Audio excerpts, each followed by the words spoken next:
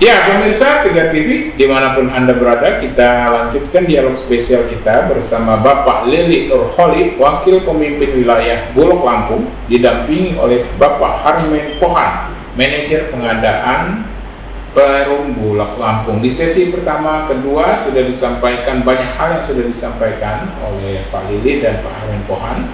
Kita sekarang berada di sesi ketiga. Pak Harmen, ini yang menarik ini kan. Tadi kan April akan, insya Allah akan panen lah ya di berbagai daerah. Itu tentunya Bulog standby juga ya untuk mengadakan penyerapan dan sebagainya. Gimana?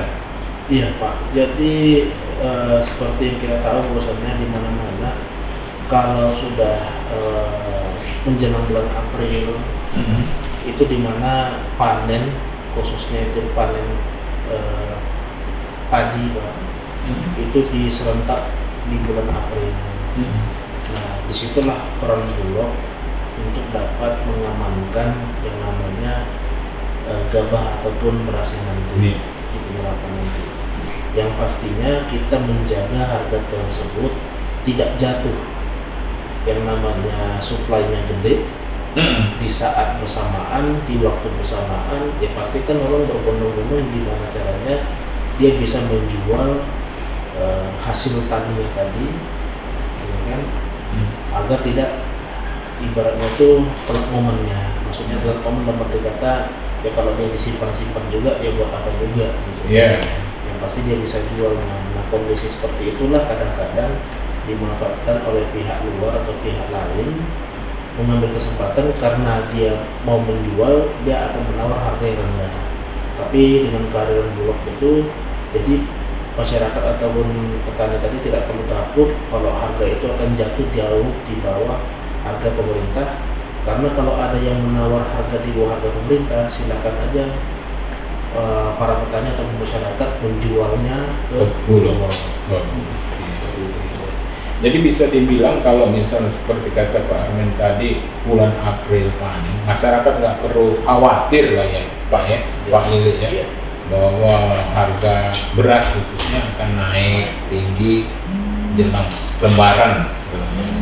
Ya Pak. Ya betul.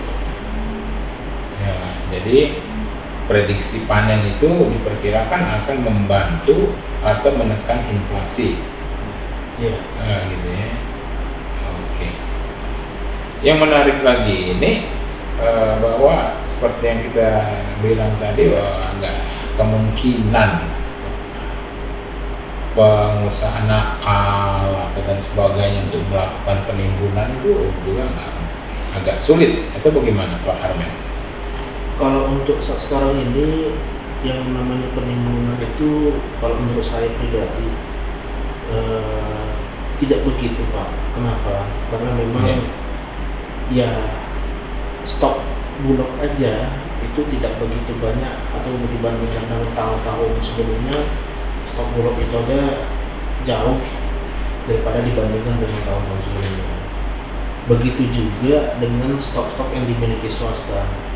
Memang dimiliki swasta ini mereka punya stok, tapi stok mereka tuh cepat juga untuk perputarannya. Nah, jadi kalau memang mereka juga mau menimbun, sedangkan stok tidak ada, panen juga baru mulai, katakan kan. Stok yang di mana yang akan ditimbunnya. Jadi kalau ada penimbunan beras, pendapat saya pribadi mungkin kemungkinan kecil untuk dilakukan penimbunan. Menarik nih, Wah Lili. Iya. Saya tertarik juga ini Pak Harmen soal data ini. Kalau di tahun 2023 ini target penyerapan gabah ke tani itu berapa ribu ton tahun 2023 ini? Jadi kalau target Pak kita ditentukan oleh Perum Bulog Pusat. Hasil daripada rapat untuk menentukan berapa sih target yang idealnya ataupun yang harus Bulog Lampung capai. Nah, target yang diberikan oleh Perum Bulog Pusat kepada Perum Bulog Lampung itu berkisar 82.000 ton. 82.000 ton setara beras. Setara beras. Jadi maksud saya itu gabah dan beras. Oke. Berarti kalau dia gabah, dia akan dikonversikan ke beras. Berapa sih kemungkinan jadi beras itu? Nah, itulah rata-rata yang harus dicapai penyerapannya Bulog Lampung sampai dengan akhir tahun 2023, yaitu berkisar 82.000 ton. 82.000. Sampai saat ini data Maret ya? Maret. Itu sudah terserap berapa? Karena kita ini baru mulai penyerapan dan panen juga baru mulai, itu kita sudah beranjak sampai angka 30 ton. Baru 30 ton dari target 82.000 ton. Iya. Gitu ya. Masih berapa? 0, sekian persen. Baru berapa persen lah Pak, tapi bukan menjadi kami pesimis terhadap baru mulai. Ya karena memang kita baru mulai ini kan baru beberapa hari yang lalu. Prediksi dari Pak Armen itu bisa dicapai, ya, antisipasi. Yang pastinya Pak, kita akan mencari solusi atau teknik yang tepat, Ya. ya kan? Dan kita terus melakukan koordinasi dengan pusat, kendala-kendala yang dihadapi di sini. Jadi harapan kami di bulan April, Mei, dan Juni dan seterusnya itu akan mencapai target paling tidak sekitar 80-90%. Oh, dikejar di bulan April dan seterusnya itu. Harus Pak, karena yang paling banyak panen itu yaitu panen rendang, yaitu bulan 4, 5, 6. Sedangkan di bulan Agustus, September itu panen gadu Pak, dan penyerapannya tidak sejauh lebih banyak daripada panen rendang ini. Gitu ya Pak Lili. Jadi nanti akan dikejar di bulan 4, 5, 6 itu ya. Iya Pak. Oh gitu ya. Memang begitu setiap tahun Pak. Iya. Selama gudang Bulog itu masih bisa menyimpan beras, akan kami serap terus. Kalau memang masih ada lagi panen yang nggak bisa kami tempatkan di gudang Bulog, kami akan menyewa gudang swasta dan kami simpan dulu. Oh, memanfaatkan Komoditi itu swasta. Iya. Pak Lili, ini kita kan tahu bahwa Provinsi Lampung juga penghasil gabah, ya kan? Kita tahu juga kalau nggak salah saya Lampung itu juga produksi gabah besar juga gitu ya. Iya. Ya pernah surplus, pernah dapat penghargaan dan sebagainya. Itu kalau dilihat dari kabupaten-kabupaten kota, mayoritas itu udah berasal dari mana ya urutannya? Kalau di Indonesia Pak, yang jelas bahwa kita ini mungkin nomor 5 atau nomor 6 Pak ya. Nasional ya? Nasional, Jatim, Sulsel, Jatim, Kreatif, kita termasuk 5 atau 6 besar lah penghasil gabah ya. Dan itu merata Pak, semua daerah itu memang memiliki lahan tani, kecuali mungkin Bandar Lampung ya udah begitu banyak Pak ya. Dan hampir semua kabupaten kota sebagai penghasil gabah, kayak Lampung Selatan, Sewu, apa semua lah. Hampir semua ya kabupaten kota kita. Iya, kecuali mungkin yang agak kurang tuh di Bandar Lampung. Itu mitigasi kita ya paling tinggi barangkali Lampung Tengah kan? iya mungkin Pak ya. Mungkin Pak Alun bisa menjelaskan mitigasi daerah mana yang besar Pak ya. Tapi selama ini yang menjadi primadona memang daerah Metro, Lampung Selatan, Lampung Sewu itu menjadi primadona Pak ya. Itu Pak.